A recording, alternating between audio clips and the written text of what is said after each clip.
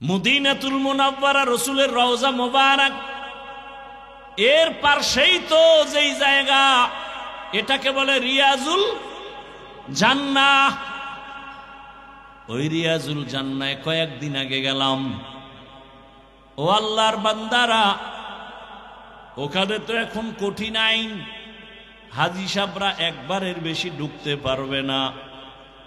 10 minute হইলেই পুলিশে কয় উঠো। আমগো বাংলাদেশি সন্তানরা ওখানে ডিউটি করে, হুজুর আপনি থাকেন, পুলিশ কিছু বলবে না। আসরের নামাজের পরে ঢুকলাম, পুলিশ আসছে, ওরা কয় আমাদের বাংলাদেশের পুলিশ চলে গেছে। মাগরিব পর্যন্ত রিয়াজুল জান্নায় বসা। এই স্টেজ বরাবর রিয়াজুল জান্নার জায়গা হবে, একটু হালকা বড় হবে।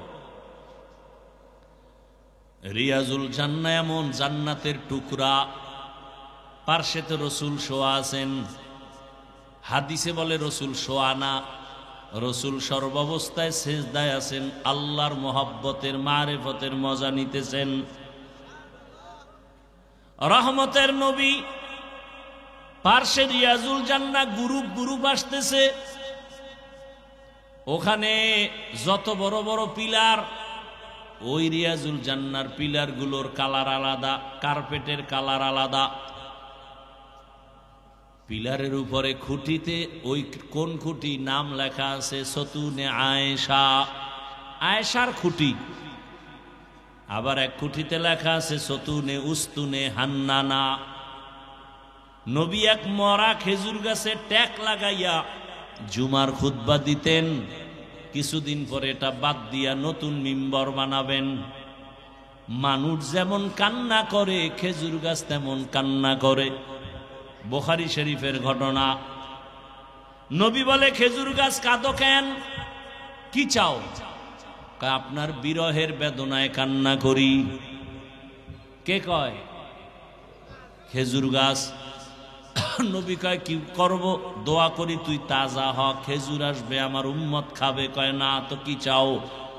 মানুষের মতো আমার জানাজা দিবেন, এখানে দাফন করবেন, হাসরের ময়দানে আপনার সাথে জান্নাতে থাকব। নবী তাই করলেন। ওই খুঁটি বরাবর একেবারে নিচে ওই খেজুর গাছ দাফন করা এখনো আছে। খুঁটির উপরে লেখা আছে সতুনে উস্তুনে হান্নানা। আবার এক খুঁটি, এই খুঁটি দেখি, সুযোগ পাইলে খুঁটির গোড়ায় যাই, যায় 2 রাকাত নামাজ পড়ি আর সেজদায় বসে কান্না করি। কারণ পুলিশগুলো মোনাজাত দিতে দেখলে ওরা অন্যরকম ভাবে। সেজদায় গিয়া কান্না তো আরো মজার কান্না। মাওলার দরবারে কান্না করি। এই খুঁটির কাছে 2 রাকাত, ওই খুঁটির কাছে 2 রাকাত। হঠাৎ করে দেখি এক খুঁটির উপরে লেখা সতুনে তওবা, তওবা নামের খুঁটি। আমি তো ইতিহাস জানি, তওবা নামের খুঁটি মানে কি? একজন সাহাবী রসুলের, আল্লাহর রসুল একটা আদেশ দিছেন, কয়েকজনে মানছে ঠিকই, একটু দেরি করছেন। রসুল মনে কষ্ট পাইয়া কথা বলেন না, সালাম নাই। নবী মসজিদে আসেন, নামাজের সালাম, আবার চলে যান। সাহাবী পিছনের কাতারে দাঁড়ানো, নবী ফিরিয়াও তাকায় না। সাহাবীর মাথা গরম হয়ে গেছে। মায়ার নবী যদি আমার দিকে না তাকায়, আমার কপাল পোড়া, আমার কপাল পোড়া। পাগলের মতো হয়ে কি করবে? বাসায় গিয়ে কয়, বিবি রাতের গভীর, সবাই ঘুমায়, আমাকে নিয়ে চলো মসজিদে। মসজিদে নিয়া একটা রশি হাতে নিছে, রশি হাতে নিয়া ওই খুঁটির গোড়ায় বসছে রিয়াজুল জান্নায়। বিবিরে বলে, বিবি রশি দিয়া খুঁটির সাথে আমার হাত এভাবে বাঁধো, ভালো করিয়া বান্ধো, আমি এখানে বসিয়া তওবা করব। বিবি বাইদা পরে কয়, যাও, আমি এখানে বসে আমার মালিকের কাছে কান্না করব। আমার মালিক যদি আমাকে ক্ষমার ঘোষণা না দেন, আল্লাহর নবীর কাছে আয়াত যদি না আসে, নবী যদি আইসা আমারে বলে তোরে আল্লাহ মাফ করছি, তাহলে আমি উঠবো, না হয় মৃত্যু পর্যন্ত এই খুঁটির গোড়ায় কানতেই থাকবো। সাহাবীকে বেঁধে দিল বিবি, খুঁটির গোড়ায় এমন কান্না চলতেছে, নবী তাকান্না, নামাজের ইমামতি করিয়া নবী হুজরায় চলে যান। সাহাবীর কান্না আর কান্না, ও আল্লাহ বেয়াদবি করে ফেলেছি, মাফ করে দাও আল্লাহ, দুনিয়ায় শাস্তি দাও, মরার পরে হাসরে শাস্তি দিও না, কারণ দুনিয়ার কষ্ট সইতে পারি না, জাহান্নামের কষ্ট কেমন করে সহ্য করব। সাহাবী এমন কান্না শুরু করছেন। কিছুদিন পর রহমতের নবী তার সামনে দাঁড়াইছে, দাঁড়ায় কয়, রে সাহাবী, আমার আল্লাহ তোর ব্যাপারে ক্ষমার ঘোষণার আয়াত দিয়া পাঠাইছে। আল্লাহ তোমার কান্না কবুল করেছেন, তোমারে আল্লাহ মাফ করে দিছেন, যাও তুমি বাসায় যাও। সাহাবী কান্না করে, ইয়া রাসূলুল্লাহ, আমি রশি বাঁধছি, আপনি বুঝি বেজার হইছেন, আপনি খুশি হইছেন কিনা আমি বুঝার জন্য আমি চাই আপনার হাতে আমার রশি খুলবেন। যদি আপনি নিজে রশি খুইলা দেন, বুঝবো আপনি আমার উপরে খুশি আছেন, রাগ নাই। নবী নিজ হাতে রশি খুলিয়া দিলেন। ওই দিন থেকে খুঁটির নাম হইছে খুঁটি তওবা নামের খুঁটি। আজও মদিনায় যাও, রওজায় গিয়া দেখো, রিয়াজুল জান্নার ওই খুঁটির উপরে আরবিতে লেখা সতুনে তওবা। ও আমার যুবক বাবারা, সাহাবায়ে কেরামদের উপরে তো আল্লাহ খুশি, আল্লাহ তো তাদের জান্নাতের ঘোষণা দিছেন, এরপরেও তাদের মধ্যে দেখো আল্লাহর রসুলের মোহাব্বত কেমন। আমি কিন্তু একটু আগেই বলছিলাম, মনের শখে কত কিছুই না মানুষ করে, তুমিও তো করছো। মনে চাইছে দাড়ি রাখবা না, নামাজ পড়বা না, পর্দা করবা না, এখনো কি শখ মিটে নাই? আমি আমেনার কোনো চিৎকারের আওয়াজ নাই। দুনিয়ার বাচ্চারা মায়ের গর্ভ থেকে যখন আসে, রক্ত যায়, কত কান্না, আমার সন্তান দুনিয়াতে আসছে, কোনো কষ্ট নাই, রক্ত নাই। দুনিয়ার বাচ্চারাই সেই কান্না শুরু করে। আর আমার সন্তান মুহাম্মদ দুনিয়াতে আসা মাত্রই সাথে সাথে রবের প্রশংসা করেছে। দুনিয়ার বাচ্চারা আসে উলঙ্গ, আমার সন্তানকে আমি উলঙ্গ দেখি নাই। দুনিয়ার বাচ্চারা আসে খতনা বিহীন অবস্থায়, আর আমার সন্তান আসছে খতনাকৃত অবস্থায়। আমি আমেনা, আমার সন্তান আসা মাত্র একটা নূরের আলো দেখতে পেলাম। এত পরিমাণ আলোর পাওয়ার, রোম পারস্য অনেক দূর। আমি নিজ চোখে দেখলাম ওই প্রাসাদগুলো স্পষ্ট দেখা যায়। রহমতের নবী আসার পর জমিনের মধ্যে পরিবর্তন শুরু। নবী আস্তে আস্তে বড় হচ্ছেন, মানুষের ভালোবাসা কেমন যেন চেহারার মধ্যে শুধু আকর্ষণ, তাকাইলেই মায়া লাগে। এদিক থেকে একজনকে জিজ্ঞাসা করলাম, এই যুবক, নামাজ কেন পড়ো না? বলা মাত্রই জবাব দিল, না পড়লে অসুবিধা কি? এরকম বেয়াদব আছে না নাই? কি বুঝলেন ওর জবাবে? আগ্রহী না বিদ্রোহী? রসুলের আদর্শ মানা না মানার বেলায় বিদ্রোহীর নাম বেঈমান। বিদ্রোহীর নাম এখনো ক্লিয়ার বুঝেন না, আরো বুঝেন। একজনে নামাজ পড়ে না, আর একজনে নামাজ পছন্দ করে না, দুইজন সমান? যে নামাজ পড়ে না সে দরদি মুমিন, তাকে গালি দেওয়া যাবে না। আর যে নামাজ পছন্দ করে না সে বেঈমান, তাকে ছাড় দেওয়া যাবে না। ব্যবধান আছে না নেই? এক ভাই দাড়ি রাখে না, কিন্তু তার অন্তরে আগ্রহ আছে, গালি দেয়া যাবে না, সে মুমিন। আর একজনের দাড়ি পছন্দ করে না, তার অন্তরে বিদ্রোহের আগুন, সে ঈমানওয়ালা না, তাকে ছাড় দেওয়া যাবে না। পর্দা করে না আর পর্দা পছন্দ করে না, দুইটা কি এক? যে পর্দা করে না সে মুমিন, যে পর্দার বিধানকে পছন্দ করে না সে বেঈমান। ভালো করে বুঝেন, এত ডিস্টার্ব। এই হাত থাকতে মুখে কথা বলো কেন? জবান বন্ধ রাখেন। মোবাইলওয়ালারা আল্লাহ হেদায়েত না দিলে তো আমার 14 গোষ্ঠীর ক্ষমতা নেই। এই যে মোবাইল নিয়ে বসে আছেন, কোন আকামে যে আপনাকে ধাক্কায় যে একটা বেহেশতের বাগানে মোবাইল নিয়ে বসতে হবে। হাদিসের উপরে মোটামুটি আলোচনা বুঝাইতে পারছি কিনা জানি না। দুই ব্যক্তি নামাজ পড়ে না, একজন আগ্রহী আর একজন বিদ্রোহী। দুই ব্যক্তি সমানভাবে দাড়ি রাখে না, ব্যবধান কোথায়? একজন আগ্রহী আর একজন আগ্রহী মুমিন, বিদ্রোহী বেঈমান। আগ্রহীকে গালি দেওয়া যাবে না, বিদ্রোহীকে ছাড় দেওয়া যাবে না। দুইজনই পর্দা করে না, কিন্তু একজন আগ্রহী আর একজন বিদ্রোহী। আগ্রহী মুমিন, বিদ্রোহী বেঈমান।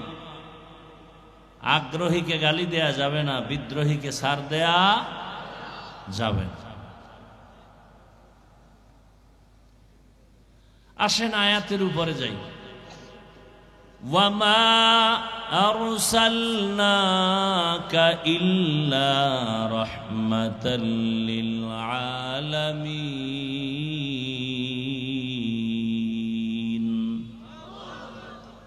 আল্লাহ বলেন, হে রাসূল, আমি আপনাকে দুনিয়ায় পাঠাই নাই, দুনিয়ায় পাঠাই নাই, হ্যাঁ পাঠিয়েছি জগৎ সমূহের রহমত করে। আচ্ছা, ডাইরেক্ট বললেই তো হইতো, রাসূল আপনাকে রহমত করে পাঠাইলাম। প্রথমে বললেন পাঠাই নাই, এরপরে বললেন হ্যাঁ পাঠিয়েছি রহমত হিসাবে। ঘুরাইয়া বললেন কেন? এর অনেক জবাবের মূল কথা হলো, দুনিয়ার মানুষের জেহেনটাকে খালি করলেন। আর বললেন রহমতের নবী, শেষ নবী, কিয়ামত পর্যন্ত যার আদর্শ চলবে সেই নবী। আমি তাকে অকল্যাণের জন্য পাঠাই নাই, আমি তাকে পাঠাইছি হেদায়েতের জন্য এবং মানুষের স্থায়ী কল্যাণের জন্য। অর্থাৎ তার পুরাটাই রহমত, কোনো গজব নাই, জহমত নাই, পুরাটাই রহমত।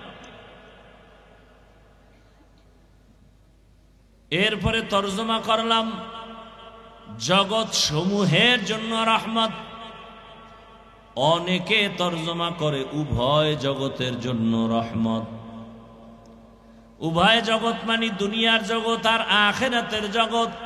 আসলে তো জগতেই উভয় না, রূহের একটা জগৎ আলাদা, মায়ের গর্ভের জগৎ আলাদা, দুনিয়ার জগৎ আলাদা। হাসরের মাঠে উঠার আগে কবর জগৎ আলাদা, হাসরের ময়দানের জগৎ আলাদা। জান্নাতের ভেতর আর জাহান্নামের ভেতরে আর একটা আলাদা জগৎ। সব জগতের জন্য আমার আল্লাহ হলেন রব, রহমতের নবী হলেন রহমত। আমার আল্লাহ হলেন রব্বুল আলামিন, রহমতের নবী হলেন রহমাতুল লিল আলামিন। जहाँ तक आए रबूबियत खुदा का वहाँ तक है नबूवत मुस्तफा का। रबूबियत खुदा का आए जहाँ तक नबूवत मुस्तफा की है वहाँ तक। হ্যাঁ, বয়ান তো চলতেছে হরদমে, এত হরতাল, এত করোনা, বয়ান চলতেছে, কিন্তু আমলের খাতা বড় শূন্য। দীর্ঘ টাইম বৈশা একটা পাত্রের মধ্যে পানি নিবে, পানি তো বোতল থেকে বোতলে পানি ঢালতেছে দীর্ঘ টাইম, কিন্তু বোতল ভরে না। কেন? মুখ অন্যদিকে বাঁকা হয়ে আছে, মুখ অন্যদিকে বাঁকা। এইটার সালা বন্ধ করবি না মোনাজাত দিয়ে জামুগা? এই মানুষ তো তালের পাগল,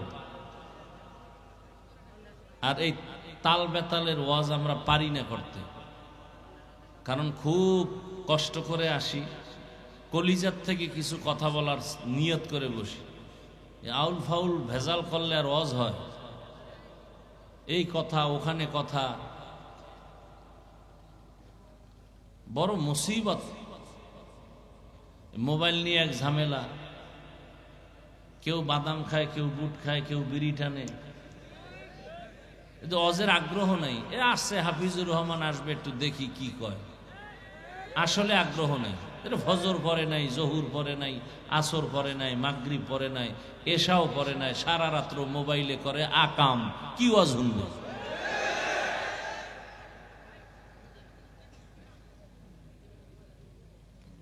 এতটা হৃদয় থেকে বয়ান করি, আল্লাহ সাক্ষী যে কেউ যদি অন্তর থেকে চায় আমি পাও ধরবো, নামাজ ধরবে, আমি নিচে নেমে পাও ধরবো, এই দিলের ভালোবাসা নিয়ে বসি। মনের আগ্রহ উল্টা পাল্টা হলে, একটু আগেই বললাম শুরুতে, বয়ান কোনো বক্তার এলেম দিয়ে হয় না, আমরা পারি না। আমরা তাদের থেকে বয়ান শিখে আসছি যাদের সামনে পান খাইলে স্টান উঠায় মারতো মাথার উপরে, আর তাদের বয়ানে গলা কাটা মুরগির মতো মানুষ কান্ত, গড়াগড়ি করত। আল্লাহর কসম, চোখে দেখে আসছি, তাদের থাপ্পড় খেয়ে এখানে আসছি, তাদের লাত্তি খাইছি জীবনভর, আর জুতা টানছি। এগুলো সহ্য করতে পারি না। একটা থানায় মানুষ নিয়ে পুলিশে পিটায়, কাঁদে না? আর কোরআনের বাগানে বয়ান চলতেছে, পেছনে মানুষ কাঁদতেছে, ওরে মারলো কে? আমরা সেই নিয়ত নিয়ে কলিজা দিয়ে কথা বলার চেষ্টা করি, তামাশা করতেছে বসে বসে এখানে।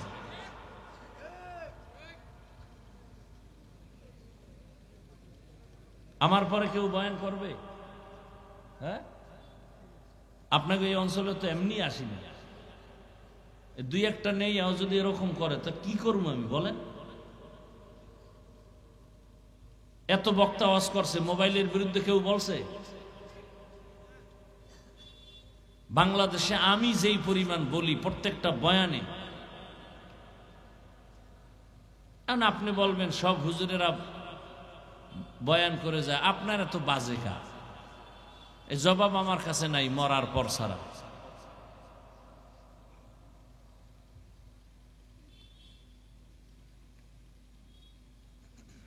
আল্লাহ আমাদের সব ভাইকে হেদায়েত দান করুন। আমি শুরুতে বলছি আপনারা কোনো আওয়াজ দিবেন না, আমি যদি বলতে বলি, জিজ্ঞাসা করি, ঠান্ডা মাথায় কথা বলবো। আমি তো এখানে গদবান্দা কানে হাত দিয়া চিৎকার দিয়া কিছু বইলে যাবো না, এগুলি বলা বাদ দিয়ে দিছি। এখন আপনার সাথে মতামত পেশ করতেছি। এটারে কি কয়, টক শো হয় না, প্রশ্ন উত্তর। আপনার সাথে আমি মতামত দিতেছি, এটা এভাবে, এটা এভাবে, আপনি মানেন কিনা, ব্রেনে ধরে কিনা, আমি আপনাকে বুঝাইতে আসছি। তা আপনি আর একদিকে তাকায় থাকলে আমি আপনাকে কি বুঝাবো?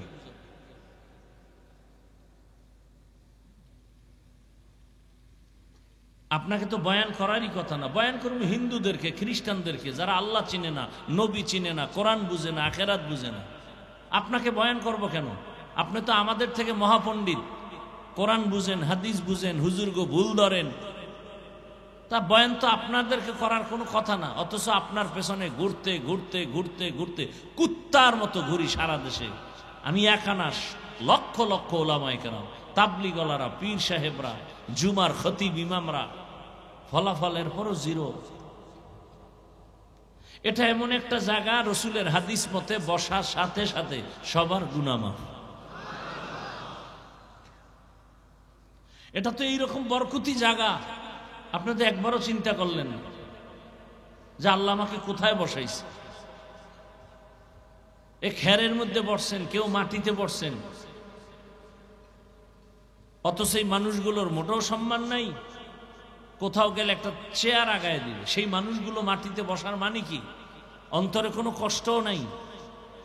এখানে বসতে কপাল লাগে, ভাগ্য লাগে, আল্লাহ যাকে কবুল করে সে বসতে পারে। কিন্তু এরপরও যে শয়তান এখানে নাই তা না। এক শয়তান প্যান্ডেলের বাইরের থেকে অপেক্ষা আছে ধোকা দিবে, আর এক শয়তান রসুলের হাদিস মতে আপনার ডানে বামে আছে ধোকা দিবে। ওঠ, ভাল লাগে না, ওঠ। এই মিয়া তোমরা আওয়াজ দিও না, বারবার বলতেছি। আর এক শয়তান আপনার বডির ভেতরে আছে, এটাকে বলে নফস শয়তান। তিন শয়তান, জিন শয়তান, মানুষ শয়তান, নফস শয়তান।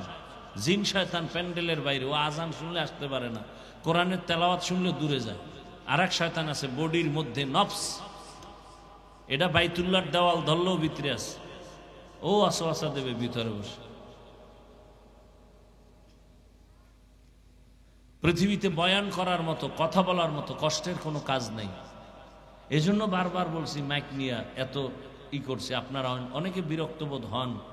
কি করব, না বললেও হয় না। একটা কণ্ঠ তো আল্লাহর দেওয়া, আমার এখানে বাহাদুরি করার কিচ্ছু নেই।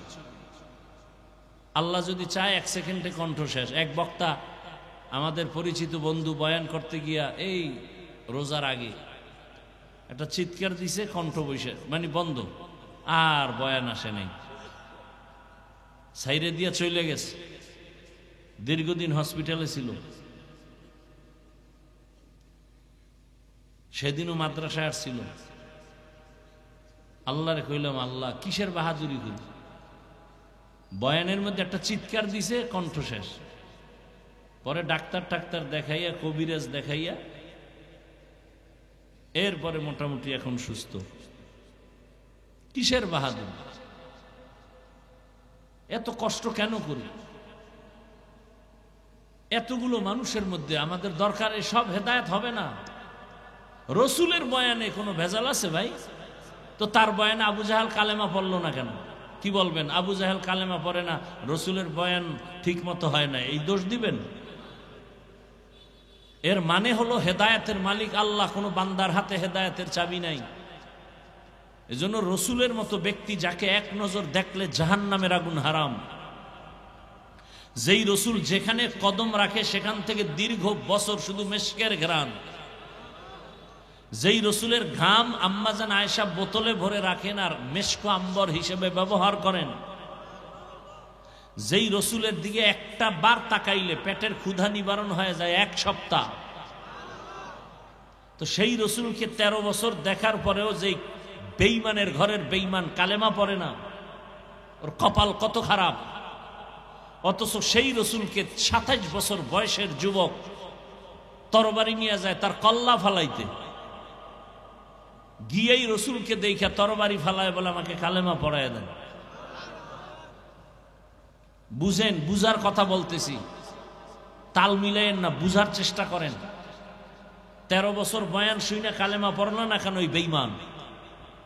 আর রসুলকে জবাই করতে আসছে 27 বছরের ছেলেটা, তরবারি ফালায় কালেমা পড়ে ফেললো। নাম কি? এর নাম কফাল, মনে রাখবেন। নিজেরে তো মহা বাহাদুর মনে করেন, কিন্তু মানুষ হয়েছেন কিনা চিন্তা করা দরকার। বাহাদুর তো দাবি করেন, মানুষ হয়েছেন কিনা সেই চিন্তা করেন। এখানে আপনারা সব মুসলমান, আমিও মুসলমান। আপনার আমার আল্লাহ এক, নবী এক, কোরআন এক, কাবা এক, ধর্ম এক, কালেমা এক। অথচ আমি টুপি খুলতে চাই না, আর আপনাকে টুপির জন্য আলাদা বয়ান দিতে হয়, আপনি দিতে চান না। আপনি কোন জগতের মুসলমান? আমি দাড়ি কাটতে চাই না, আর আপনি দাড়ি রাখতে চান না, আলাদা বয়ান দিতে হয়, তাও মায়া লাগায় বয়ান দিতে হবে। কর্কশ ভাষা বলা যাবে না, গরম ভাষা বলা যাবে না। কত নরম ভাষায় বলি, অথচ আপনি মুসলমান। আমি পর্দা না করলে লজ্জা পাই, আর আপনি পর্দা করতে গেলে লজ্জা পান। আপনি কেমন মুসলমান? আমি মুসলমান মসজিদে না ঢুকলে লজ্জা পাই, আর আপনি মুসলমান মসজিদে ঢুকতে গেলে লজ্জা পান।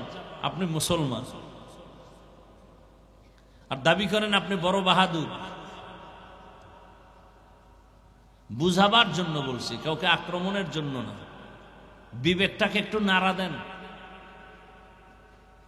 মানুষের শখ থাকে সিনেমা হলে গেলে জানি কি মজা, কারণ শয়তান তো অসওয়াসা দেয়, আমাকেও দেয় আপনাকেও দেয়। গুনাহের আকর্ষণ যার মধ্যে নাই সে মানুষ না। গুনাহ করার প্রতি আকর্ষণ আমার মধ্যেও আছে, আপনার মধ্যেও আছে।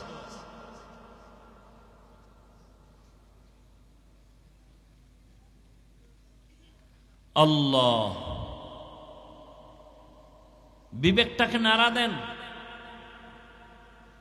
মনে শখ আসছে দাড়ি কাটলে না জানি একটু কেমন কেমন ইয়াং ইয়াং লাগে, কাটছেন না?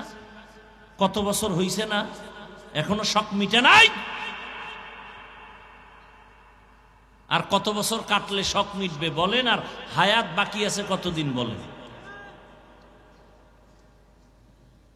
মনের শখ লাগছে পার্কে গেলে কি জানি একটা স্বাদ আছে, মজা আছে, গেছেন না?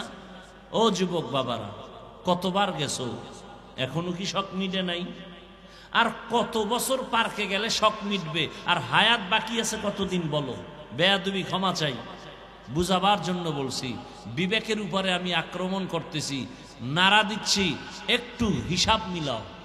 আজকে এখানে বসে আছো, আল্লাহ না করুন হতে পারে কালকে হসপিটালের বেডে তুমি রোগী। কিসের বাহাদুর? এখান থেকে বাসায় রওনা হবা, রাস্তার মাঝে আল্লাহ না করুক দুর্ঘটনা হতে পারে, পারে না? কেউ হয়তো টেলিফোন করবে গতকালকের বয়ানে আর ছিল, আজকে সে নাই, রাস্তা অ্যাক্সিডেন্ট হয়ে মারা গেছে। তবে ভাগ্য তোমার ভালো যদি বয়ান থেকে যাওয়ার পথে আল্লাহ নিয়ে যায়, আর নিয়ত থাকে তওবার, শহীদি মরণ হয়ে যায়।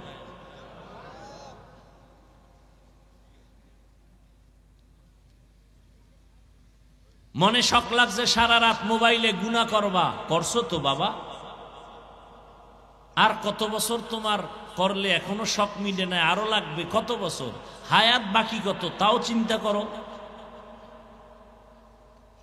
ওই শখ তো আমি মিটাইতে পারি নাই।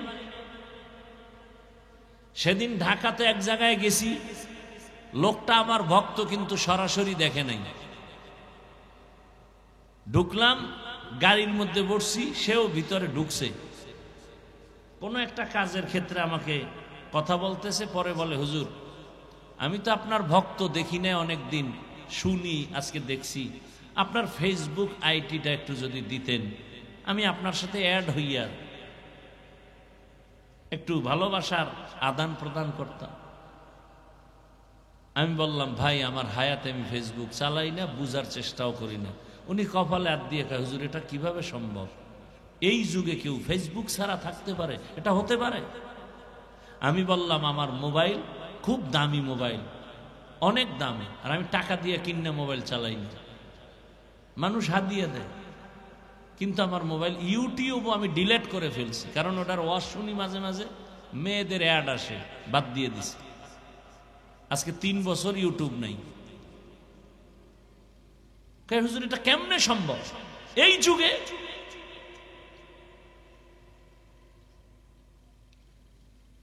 আর তোমার তো ফেসবুক না চালাইলে ঘুম হয় না। এই মোবাইল করে কত সন্তান মায়ের গালি দিছো বলো তো বাবা?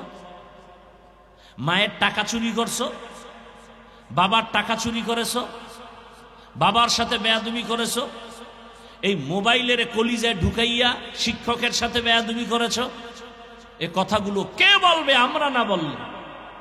আমি তো তোমাকে জাহান্নাম থেকে বাঁচাতে চাই, আমি তো তোমার সম্মান চাই। তুমি ডাক্তার হও, ইঞ্জিনিয়ার হও, প্রফেসর হও, তবে বেয়াদব হইয়া অসম্মানী হইও না।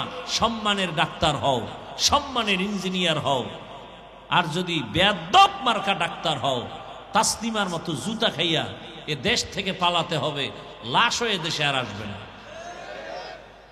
আমি তো চাই তুমি ডাক্তার হও, পুরা বাংলাদেশ যেন তোমাকে মাথায় নিয়ে সম্মান করে, সেই ডাক্তার হও। আমি তো চাই তুমি একজন এসপি হও, ডিসি হও, ওসি হও, কিন্তু বেয়াদব হইও না। তুমি এমপি হবা, ধন্যবাদ, জনগণের দায়িত্ব পালন করবা, তোমাকে পালিয়ে যেতে হবে কেন? তোমার ঘর, তুমি ঘরে থাকবা, তোমার ঘর, তোমার বাড়ি, তোমার টাকা, সে ঘরে তুমি ঘুমাতে পারবে না, এমন অপরাধ তোমার থেকে প্রকাশ পাবে কেন?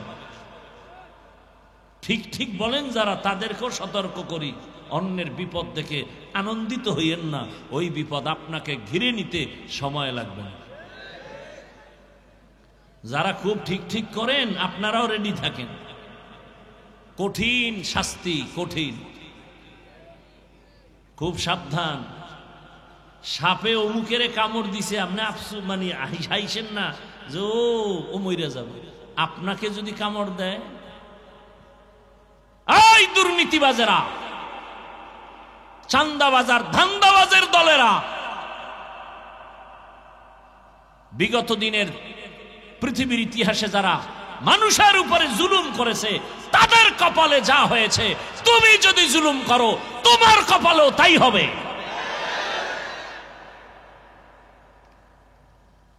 রেডি থাকো। আল্লাহ হেদায়েত দান করুন, আল্লাহ হেদায়েত দান করুন।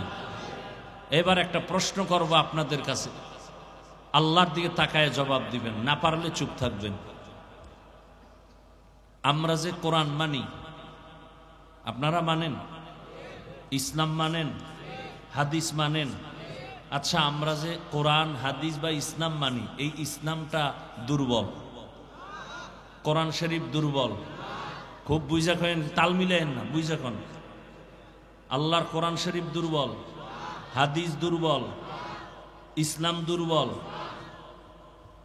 আর একটু খোলামেলা বলি, মানুষের জীবনে যত সমস্যা হতে পারে কিয়ামত পর্যন্ত, সব বিষয়ের সমাধান কি কোরআন, হাদিস, ইসলামে আছে? পরিপূর্ণ না অর্ধেক? কিন্তু আপনাদের তো দাবিটা পরিপূর্ণ সঠিক দাবি না। আমি আপনাদের থেকে যে শুনছি, আপনারা প্রায় সময় বলেন রাষ্ট্রের ব্যাপারে ইসলামে কিছু নাই, রাষ্ট্রের ব্যাপারে কোরআনে নাই কিছু। মানে আরেকটু আপনারা বলেন কিভাবে যে ইসলামে রাজনীতি নেই। তার মানে হলো কোরআন, ইসলাম, হাদিস সব দিক থেকে কমপ্লিট, রাষ্ট্রের ব্যাপারে কোরআন শরীফও দুর্বল, ইসলামও দুর্বল। তা কেন ওই কথা বলেন? আল্লাহ সব লাইনের সমাধান দিছেন, রাষ্ট্রের সমাধান দেন নাই। আচ্ছা, এবার আরো বলেন, সুলাইমান নবী গোটা দুনিয়া পরিচালনা করছেন, এই ঘটনা কোরআনে আছে না নাই? ইউসুফ নবী মিশরের অর্থমন্ত্রী ছিলেন, এই ঘটনা কোরআনে আছে না নাই? জুলকারনাইন বাদশাহ পুরা দুনিয়া পরিচালনা করছেন, কোরআনে ঘটনা আছে না নাই? আসেন, আমার রসুল মদিনার রাষ্ট্র চালাইছেন কি চালান নাই? আবু বকর, ওসমান, আলী চালাইছেন না চালান নাই? এই ঘটনা ইসলামে নাই। তো কেন আপনি বলেন ইসলামে এটা নাই? বরং আমি ঢাকায় বলেছি, পৃথিবীতে রাজনীতির মধ্যেই একমাত্র পবিত্র রাজনীতি ইসলামী রাজনীতি। দুনিয়ার সব রাজনীতি নাপাক, ইসলামী রাজনীতি পাক। আল্লাহ হেদায়েত দান করুন, বুঝার তৌফিক দান করেন। রাগ করছেন? আমি কোন দলকে খারাপ বলতেছি? কোনো খারাপ না। আমি ডাক্তারকে খারাপ বলবো কেন? বহু ডাক্তার নামাজ পড়ে, দাড়িওয়ালা নাই। আমি কেন বলবো ডাক্তার হওয়া খারাপ? বহু ইঞ্জিনিয়ার নামাজ পড়ে, দাড়িওয়ালা নাই। আমি কেন বলবো ইঞ্জিনিয়ার হওয়া খারাপ? বহু RAB, army, police, BDR, OC, DC, SP নামাজি নাই। তা আমি কেন বলবো র্যাব হওয়া খারাপ, ডিসি হওয়া খারাপ? যে খারাপ তাকে বলবো খারাপ, তাও সেই ব্যক্তি খারাপ না, তার চরিত্র খারাপ। সে যদি তওবা করে বলে আর গুনাহ করব না, তা আল্লাহর কাছেও ভালো। এজন্য বাংলা একটা কথা আছে, পাপকে ঘৃণা করো, কি বাকি অংশ কি? পাপীকে নয়। এর ব্যাখ্যা কি? ব্যাখ্যাও আপনার খবর নাই, ওই শুনেন খালি এতটুকু। ব্যাখ্যা কি? পাপকে ঘৃণা করো, পাপীকে নয়। কি বুঝলেন এটার দ্বারা? যে অপরাধটা করছে তাকে ঘৃণা করিও না, বরং তার অপরাধটাকে ঘৃণা করো। তার মানে তুমি আগে যাইতে তার কাছে একবার, এখন যাবা বারবার, গিয়া তারে বুকে লাগাইয়া তারে বুঝাইয়া তার থেকে ওই অন্যায় সরাইতে হবে। আর আমরা উল্টো বুঝি কি, যে কইছে পাপকে ঘৃণা করতে, কইছে পাপে কিনা, তার মানে ও লোকটা ভালো আর অন্যায় গুন্ডা ভালো না, অতএব ওর কাছে সালামও দেওয়া যাবে না, যাওয়াও যাওয়া যাবে না। আল্লাহ হেদায়াত দান করুন। এই একটা আউলে এতগুলো কথা আমাকে বলাইলেন। আমি অন্যান্য বক্তাদের মতো আমি অহংকার হয় কিনা আল্লাহ মাফ করেন, আমি হাফিজুর রহমান নিজে নিজে বলি আমার এলেম নাই, আমল নাই, এই পর্যন্ত আসার পেছনে আমার পুঁজি, জীবনে কারোর সাথে বেয়াদবি করি নাই, মা বাবার চোখের পানি, আর আমার ওস্তাদ আল্লাহওয়ালাদের নেক নজর। যে যত বিরোধিতা করতেছে আল্লাহ দেখতেছি সম্মান কমায় না, আরো বাড়ায় দিতেছে। কারণ আমি ভালোবাসি আপনাদেরকে হৃদয় থেকে, এখানে কারোর সাথে আমার দুশ্মনী নাই, পরিচয় নেই। আমি যতটা কথা বলতেছি ওয়াল্লাহি আমার কলিজার একেবারে ভেতর থেকে চূড়ান্ত ভালোবাসার আলোকে বলতেছি। আমি বক্তা হিসাবে গতানুগতিক টানটন দিয়া চলে গেলাম না। আমি চাই একটা মানুষও যদি এতগুলো মানুষের মধ্যে তওবা করে দাঁড়িয়েওয়ালা হয়, নামাজি হয়, আমার বয়ান, আমার চেষ্টা, আমার কষ্ট সফল। এজন্য আমি আপনাদেরকে আপন বানাইতে চাই, কাউকে এমন কথা বলে দূরে সরাতে চাই না। আল্লাহ সবাইকে কবুল করেন।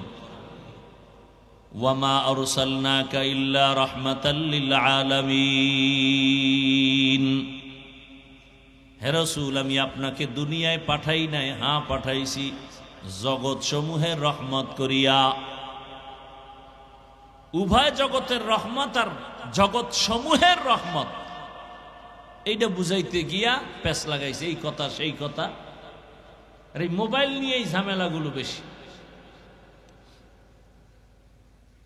আল্লাহ মোবাইলের গুনাহ থেকে আমাদেরকে হেফাজত করেন। আমরা এমন অবস্থা যে নিজের ভুল নিজে ধরতেও পারি না, কেউ ধরাইয়া দিলেও মানি না। আর আমি বলি নিজের ভুলটা নিজে ধরতে পারাটা আলাদা নেয়ামত, কেউ ধরাইয়া দিলে স্বীকার করা আর একটা নেয়ামত।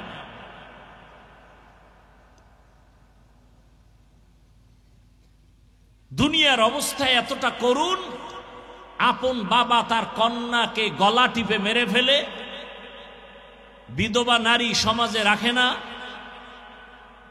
বৃদ্ধাশ্রমের সিস্টেমে অন্যত্র ফেলে দেয়, নারী আর পুরুষ সব উলঙ্গ একসাথে বাইতুল্লাহ তওয়াফ করে।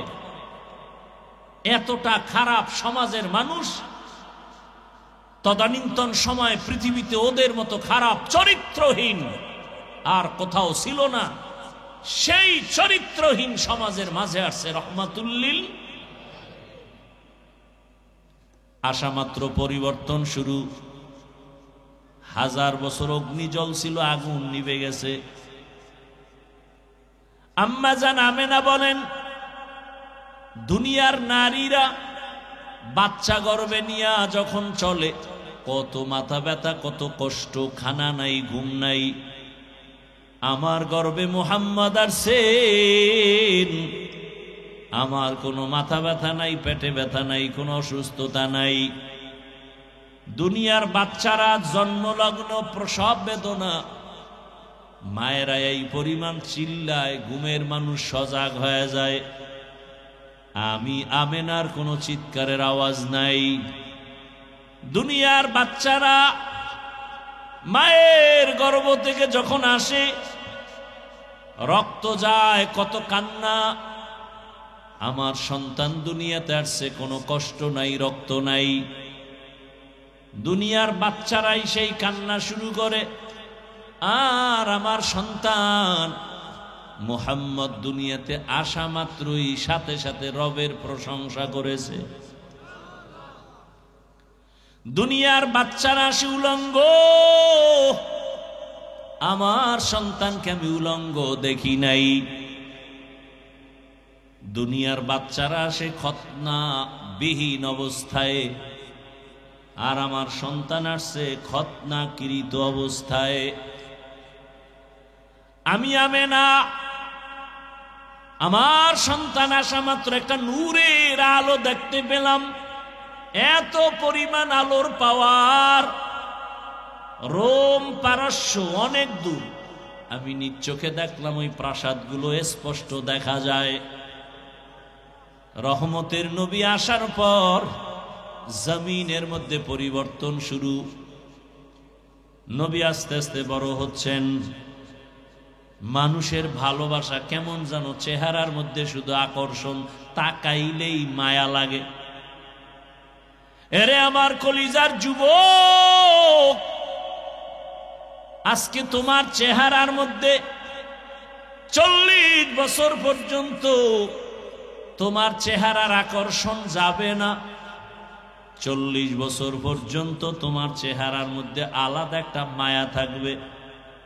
কিন্তু মাত্র তোমার 20-30 বছর বয়সের মধ্যে বলো তোমার চেহারায় কেন মায়া নাই? তোমার চেহারার দিকে তাকাইলে কেন আকর্ষণ আসে না, মায়া লাগে না? একমাত্র কারণ তুমি গুনাহ করতেছো। গুনার কারণে আমার আল্লাহ বেজার হইয়া চেহারার নূর নিয়ে গেছে। এরপরে তোরা করো কি? এই যুবক, ভালোবাসার কারণে বলি, রাগ করিস না, মোহাব্বতের সাথে বলি। আবার সেই চেহারার নূর বাড়াবার জন্য কত ক্রিম, কত মেডিসিন। পরিণাম ফলে ফেরের চেহারাটার মধ্যে বরণ উঠছে, বরণ। ফেরের চেহারা 40 বছর পর্যন্ত কোনো ক্রিম লাগবে না। চালাকি করছো, এমন রোগ হইছে, কোনো ঔষধ নেই।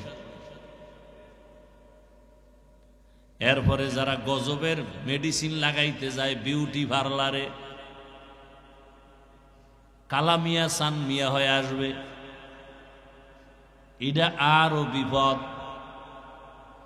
আল্লাহর দেওয়া সুন্দর চেহারা, আল্লাহর কসম, দুনিয়ার কোন ঔষধ মেডিসিন এ চেহারা, আকৃতি, সৌন্দর্য কমাইতে পারবে, বাড়াইতে পারবে না।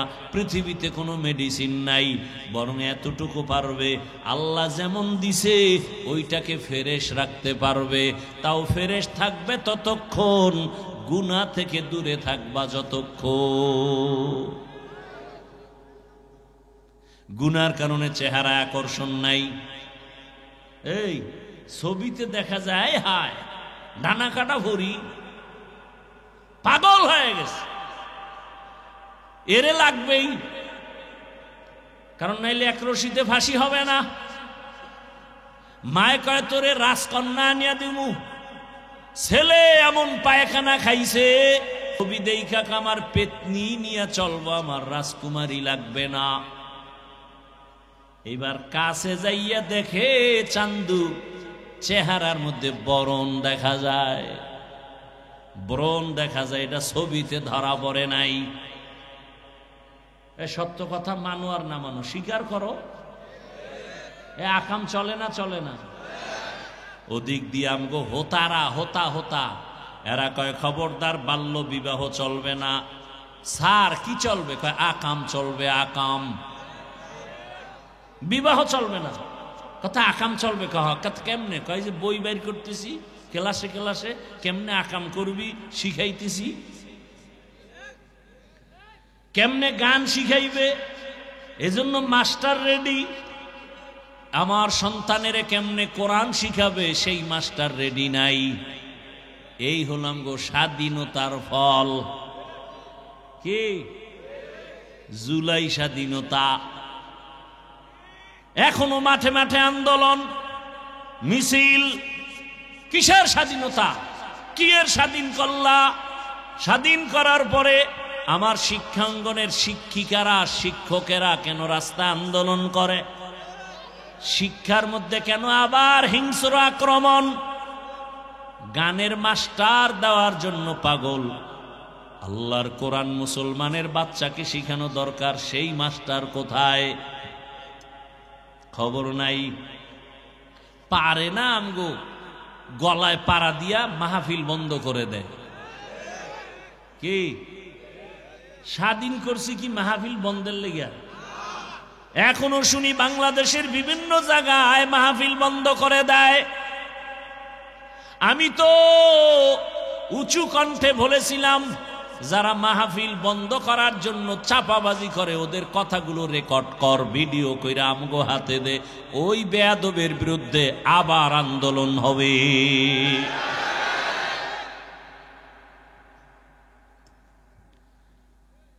ভাইরা আমার, বাংলাদেশের 53 বছর ইতিহাস বলে ওলামায়ে কেরাম যে কাজে গেছে সেই কাজ সফল হয়েছে। ওলামায়ে কেরাম যে আন্দোলনে নেমেছে সে আন্দোলন সফল হয়েছে। ওলামায়ে কেরাম এখন আন্দোলনে নামছে, পায়খানা আর খাবো না, আমরা এখন পবিত্র রাষ্ট্রনীতি চাই, দুর্নীতি চাই না, জুলুম চাই না। আমার বোন নির্বিঘ্নে রাস্তায় হাঁটবে, আক্রমণ হবে কেন? মায়ের সামনে বাবার সামনে মেয়েকে ধর্ষণ করা হবে কেন? এটি ইন্ডিয়ার খবর। বাবা তার মেয়েকে হোটেলে ঢুকাইয়া, আপন মেয়ে, আজকের রাতের জন্য তুই আমার কাছে স্ত্রীর মতো। নাউজুবিল্লাহ আসে না? আল্লাহ হেদায়াত দান করেন। ও আমার কলিজার যুবক বাবারা, আমি যে এতক্ষণ কত কষ্ট করে কথা বলি, কারণ সব কিছুর শ্রম আমার কণ্ঠের উপরে, আর জাহিরি ভাবে শ্রম আসছে আমার হর্নের উপরে, আওয়াজের উপরে। কতটা কষ্ট হয় আমি বুঝি, কিন্তু এত বয়ান কইরাও কিন্তু একবারও বলি না, এই যুবক আমার মতো টুপি লাগাও। একবারও বলছি? বুঝো বাবা, বুঝো কি বলতে চাই, বুঝো। এই যে এতক্ষণ কষ্ট করে চিল্লাই, একবারও কিন্তু বলি নাই স্কুল কলেজে তালা লাগাইয়া মাদ্রাসায় যাও, কওমি মাদ্রাসায় যাও, তাবলিগে যাও, পীরের কাছে যাও, একবারও বলি নাই। বরং আমি তোমার পক্ষে একটু সাপোর্ট দেই, যুবক বাবা। আমাদের মাঝে আলেমের অভাব নাই, মুফতির অভাব নাই, মুহাদ্দিসের অভাব নাই, মুফাসসিরের অভাব নাই, কিন্তু আমার দেশে আদর্শবান ডাক্তারের অভাব, আদর্শবান ইঞ্জিনিয়ারের অভাব। ইঞ্জিনিয়ার আছে, আদর্শবান ইঞ্জিনিয়ার নাই। ডিসি আছে, এসপি আছে, আদর্শবান এসপির অভাব। আমার দেশের ডিসি, এসপি, ওসিরা যদি আদর্শবান হইত, এই বাংলাদেশে কোরআনের বয়ান চলতো, কোনো সুদখোরের থেকে অনুমতি নেওয়া লাগতো না। কোরআনের বয়ান হবে, অনুমতি নিতে যাইতে হয় সুদখোরের কাছে। আল্লাহ হেদায়াত দান করুন। আরো জোরে বলেন। ভাইরা আমার, আমি চাই তুমি ডাক্তার হও, ইঞ্জিনিয়ার হও, প্রফেসর হও, তবে আদর্শবান হও। এই কথার সাথে এই কথাও লিখো। সব যুবকদের আমি তো একটা মনের ভালোবাসার আবদার করি, 200 টাকা খরচ করে একটা ব্যানার বানাও, 2 ফিট 3 ফিট।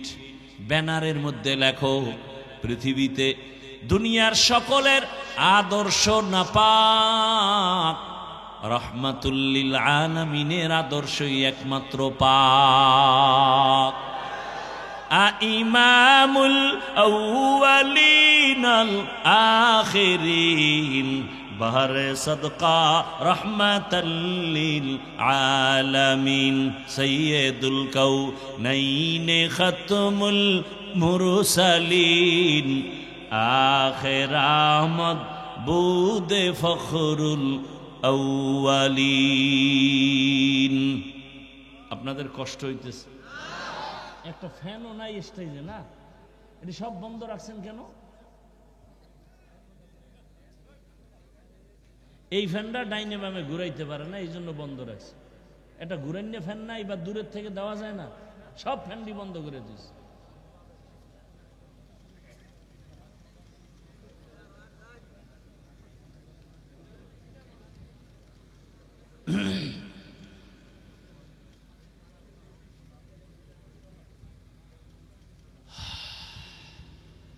ওয়ামা আরসালনাকা ইল্লা রাহমাতাল লিল আলামিন।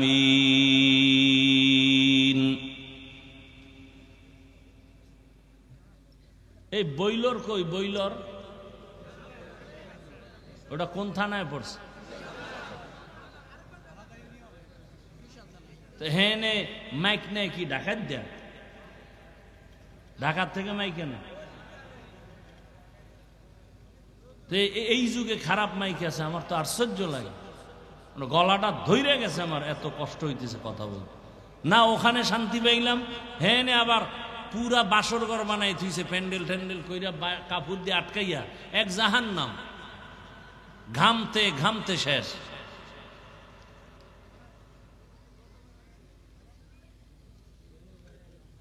তো বইলর বয়ান করি কত সুন্দর, কি সাউন্ড! মনে হয় ফজর পর্যন্ত বয়ান করলে একটু বিন্দু কষ্ট লাগবে না। আর এখানে আমার কলিজা শক্ত হয়ে যাইতেছে, গলা ভেঙে যাইতেছে। আমার তো প্রতিদিন প্রোগ্রাম, একাধিক প্রোগ্রাম।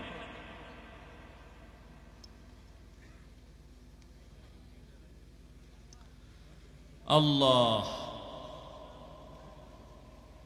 রহমতের নবীর আদর্শ। মক্কা নগরীতে আসার পরে নবী বড় হলেন, কত বেঈমানরা মূর্তি পূজা করে। নবী গালি দেন না, বুকে লাগান, সব মুহাম্মদের পাগল, কারণ চেহারার মধ্যে আকর্ষণ। রহমতের নবীর চাহনির মধ্যে আকর্ষণ। শুধু কি মানুষ, নবী রাস্তা দিয়ে হাঁটেন, দুপার্শ্বের গাছ নুইয়া রসুলের সালাম দেয়। কে কে? গাছ। মদিনাতুল মুনাওয়ারা রসুলের রওজা মোবারক, এর পাশেই তো যেই জায়গা, এটাকে বলে রিয়াজুল জান্নাহ। ওই রিয়াজুল জান্নায় কয়েকদিন আগে গেলাম। ও আল্লাহর বান্দারা, ওখানে তো এখন কঠিন আইন, হাজি সাহেবরা একবারের বেশি ঢুকতে পারবে না। 10 মিনিট হইলেই পুলিশে কয় উঠো। আমগো বাংলাদেশি সন্তানরা ওখানে ডিউটি করে, হুজুর আপনি থাকেন, পুলিশ কিছু বলবে না। আসরের নামাজের পরে ঢুকলাম, পুলিশ আসছে। ওরা কয় আমাদের বাংলাদেশের পুলিশ চলে গেছে। মাগরিব পর্যন্ত রিয়াজুল জান্নায় বসা। এই স্টেজ বরাবর রিয়াজুল জান্নার জায়গা হবে, একটু হালকা বড় হবে। রিয়াজুল জান্নাহ এমন জান্নাতের টুকরা, পার্শ্বেতে রসুল শোয়া আছেন। হাদিসে বলে রসুল শোয়া না, রসুল সর্বাবস্থায় সেজদায় আছেন, আল্লাহর মোহাব্বতের মারেফতের মজা নিতেছেন। রহমতের নবী পার্শ্বে রিয়াজুল জান্নাহ, গ্রুপ গ্রুপ আসতেছে। ওখানে যত বড় বড় পিলার, ওই রিয়াজুল জান্নার পিলার গুলোর কালার আলাদা, কার্পেটের কালার আলাদা। পিলারের উপরে খুঁটিতে ওই কোন খুঁটি নাম লেখা আছে সতুনে আয়েশা, আয়েশার খুঁটি। আবার এক খুঁটিতে লেখা আছে সতুনে উস্তুনে হান্নানা। নবী এক মরা খেজুর গাছে ট্যাক লাগাইয়া জুমার খুতবা দিতেন। কিছুদিন পরে এটা বাদ দিয়া নতুন মিম্বর বানাবেন। মানুষ যেমন কান্না করে, খেজুর গাছ তেমন কান্না করে। বুখারী শরীফের ঘটনা। নবী বলে খেজুর গাছ কাঁদো কেন? কি চাও? আপনার বিরহের বেদনায় কান্না করি। কে কয়? খেজুর গাছ। নবী কয় কি করব? দোয়া করি তুই তাজা হ, খেজুর আসবে, আমার উম্মত খাবে। কয় না তো কি চাও? মানুষের মতো আমার জানাজা দিবেন, এখানে দাফন করবেন, হাসরের ময়দানে আপনার সাথে জান্নাতে থাকব। নবী তাই করলেন। ওই খুঁটি বরাবর একেবারে নিচে ওই খেজুর গাছ দাফন করা এখনো আছে। খুঁটির উপরে লেখা আছে সতুনে উস্তুনে হান্নানা। আবার এক খুঁটি, এই খুঁটি দেখি, সুযোগ পাইলে খুঁটির গোড়ায় যাই, যায় 2 রাকাত নামাজ পড়ি আর সেজদায় বসে কান্না করি। কারণ পুলিশগুলো মোনাজাত দিতে দেখলে ওরা অন্যরকম ভাবে। সেজদায় গিয়া কান্না তো আরো মজার কান্না। মাওলার দরবারে কান্না করি, এই খুঁটির কাছে 2 রাকাত, ওই খুঁটির কাছে 2 রাকাত। হঠাৎ করে দেখি এক খুঁটির উপরে লেখা সতুনে তওবা, তওবা নামের খুঁটি। আমি তো ইতিহাস জানি, তওবা নামের খুঁটি মানে কি? একজন সাহাবী রসুলের, আল্লাহর রসুল একটা আদেশ দিছেন, কয়েকজনে মানছে ঠিকই, একটু দেরি করছেন। রসুল মনে কষ্ট পাইয়া কথা বলেন না, সালাম নাই। নবী মসজিদে আসেন, নামাজের সালাম, আবার চলে যান। সাহাবী পিছনের কাতারে দাঁড়ানো, নবী ফিরিয়াও তাকায় না। সাহাবীর মাথা গরম হয়ে গেছে, মায়ার নবী যদি আমার দিকে না তাকায়, আমার কপাল পোড়া, আমার কপাল পোড়া। পাগলের মতো হয়ে কি করবে? বাসায় গিয়া কয়, বিবি রাতের গভীর, সবাই ঘুমায়, আমাকে নিয়ে চলো মসজিদে। মসজিদে নিয়া একটা রশি হাতে নিছে, রশি হাতে নিয়া ওই খুঁটির গোড়ায় বসছে, রিয়াজুল জান্নায়। বিবিরে বলে, বিবি রশি দিয়া খুঁটির সাথে আমার হাত এভাবে বাঁধো, ভালো করিয়া বান্ধো, আমি এখানে বসিয়া তওবা করব। বিবি বাইদা পরে কয়, যাও, আমি এখানে বসে আমার মালিকের কাছে কান্না করব।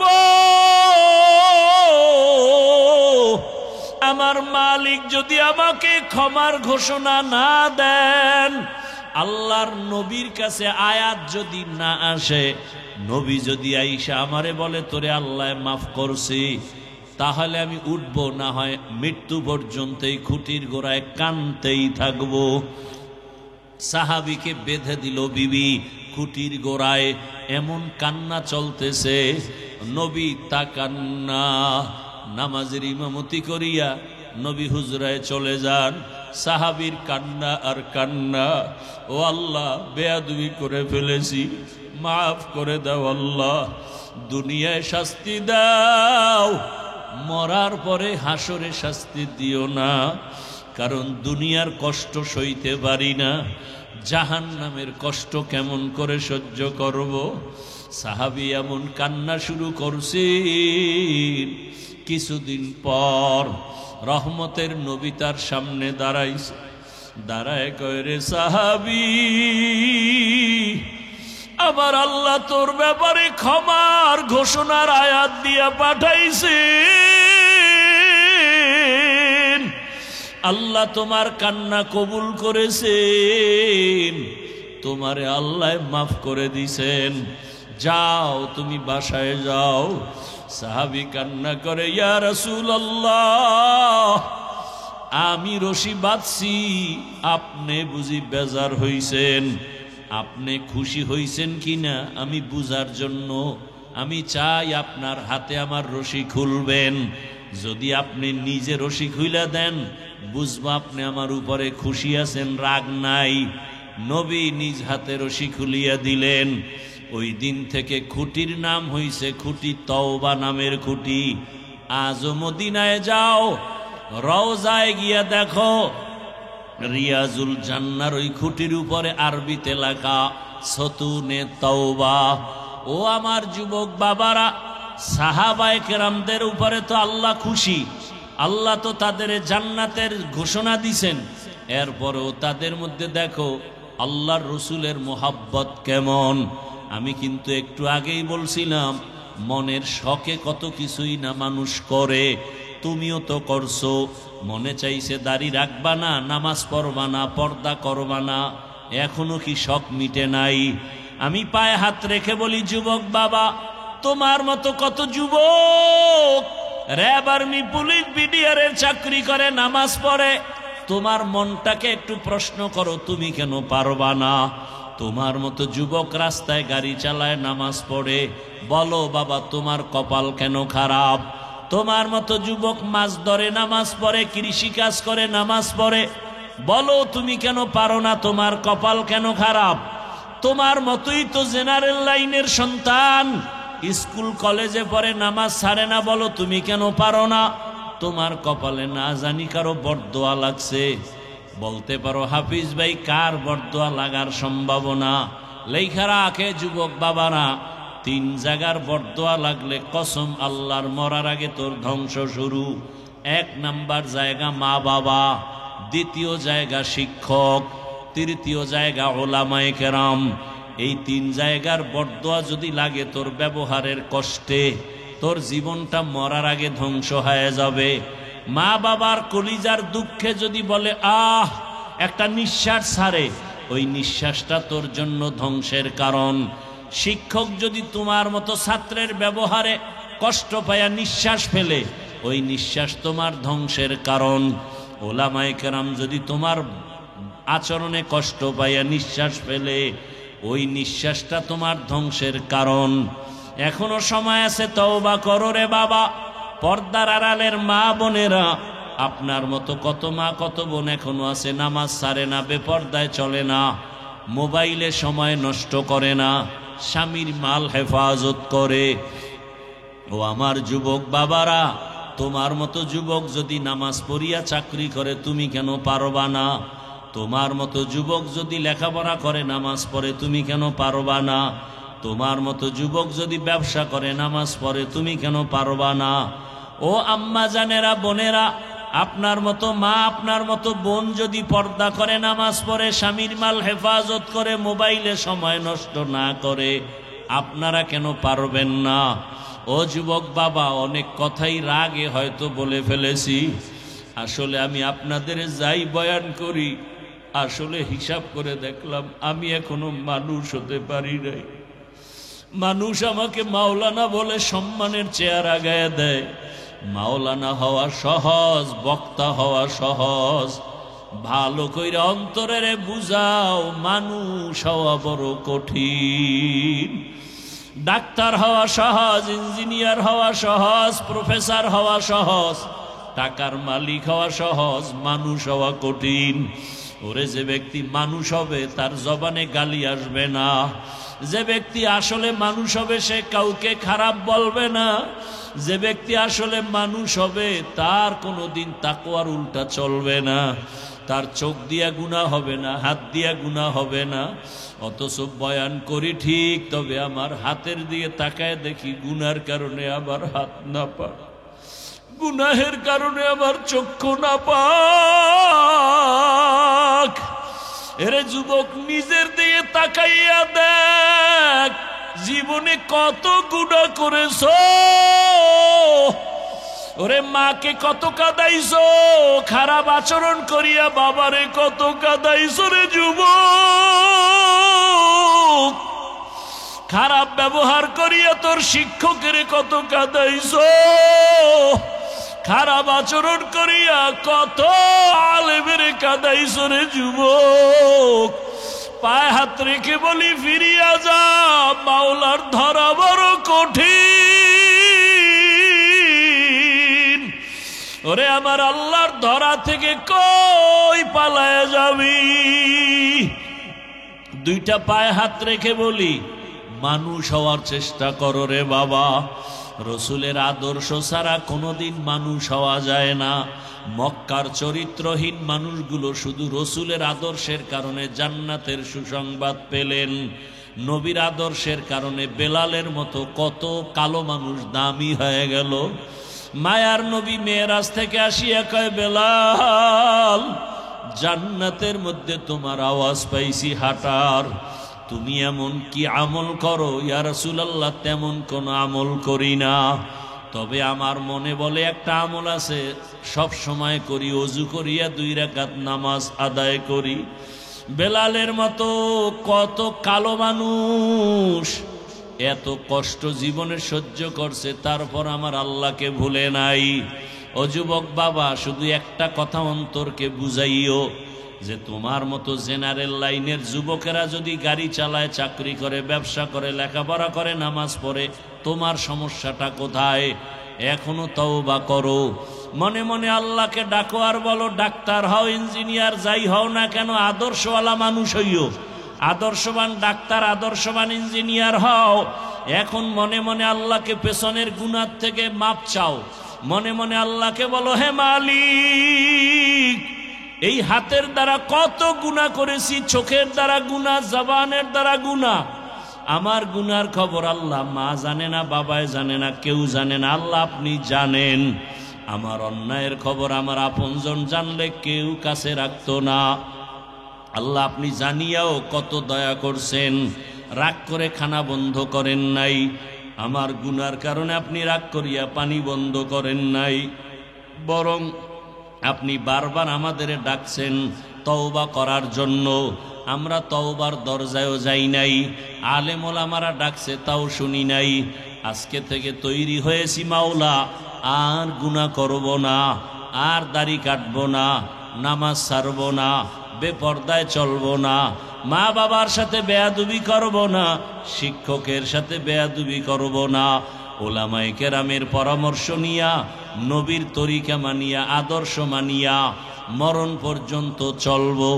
ডাক্তার হলেও আর নামাজ ছাড়ব না, ইঞ্জিনিয়ার হতে গিয়াও নামাজ ছাড়ব না, ব্যবসা করতে গিয়া আর নামাজ ছাড়ব না, চাকরি করি বা না করি নামাজ ছাড়ব না।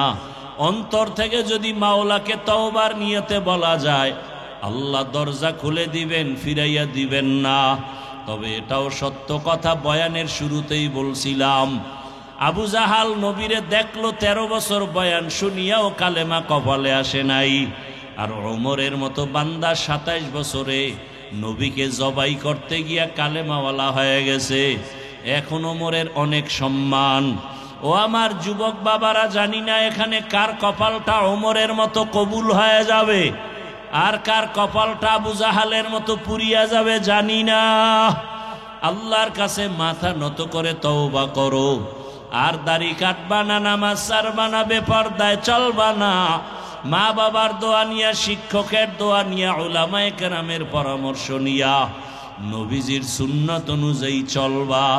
যাদের খাঁটি তওবার নিয়ত আছে, আল্লাহকে বলো, আল্লাহ তওবাওয়ালা জিন্দেগি দান করেন, তওবার উপরে মজবুত হইয়া চলার তৌফিক দান করেন, আমিন। আলহামদুলিল্লাহি রাব্বিল আলামিন, والصلاة والسلام على سيد الأنبياء والمرسلين وعلى آله وأصحابه أجمعين يا أرحم الراحمين يا أرحم الراحمين يا أرحم الراحمين اللهم إنك عفو كريم تحب العفو فاعف عنا اللهم إنا نسألك علما نافعا ورزقا واسعا وشفاء من كل داء اللهم إنا نعوذ بك من البرص والجنون والجذام وسيء الأسقام يا الله محفل قبول করেন আয় আল্লাহ মাদ্রাসা কবুল করে নেন মসজিদ কবুল করে নেন উলামায়ে কেরাম মুরব্বী হাজী সাহেব ব্যবসায়ী চাকরিজীবীদের কবুল করে নেন আয় আল্লাহ তাআলা মেহেরবানি করে মা বোনদের কবুল করে নেন পর্দাওয়ালা